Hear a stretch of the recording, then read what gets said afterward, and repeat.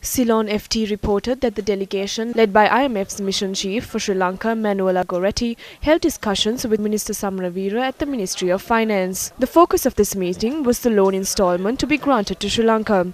The Governor of the Central Bank and the Secretary to the Treasury also joined the discussion. The IMF has disbursed 4 loan instalments to Sri Lanka so far, and the 5th instalment was supposed to be disbursed last November. However, owing to the political crisis that emerged in the country at the time, the 5th instalment was halted temporarily. The finance minister had then called on the IMF in this regard in January 2019. Meanwhile, the island newspaper reports that a United Nations expert, Juan Pablo Bohoslavsk, who visited Sri Lanka last year, criticized the government for carrying out IMF recommendations without thinking of the impact they have on the poor.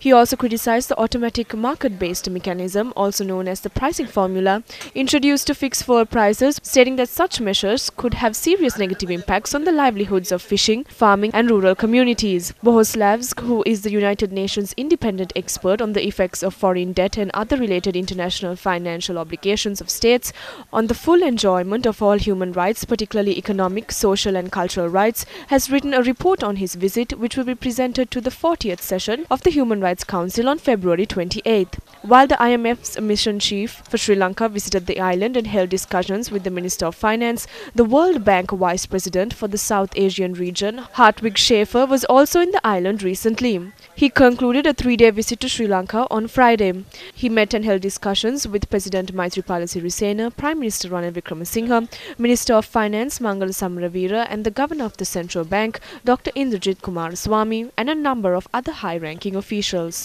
Meanwhile, on Friday, a joint press release issued following the 22nd session of the European Union-Sri Lanka Joint Commission in Brussels yesterday stated, quote, "The EU reiterated its opposition to the use of the death penalty in all circumstances and encouraged Sri Lanka to maintain its moratorium on executions with a view to abolishing the death penalty," unquote. The EU release added Sri Lanka reaffirmed the commitments made to implement 27 conventions on human and labour rights, environment and good governance in order to benefit from the GSP Plus scheme.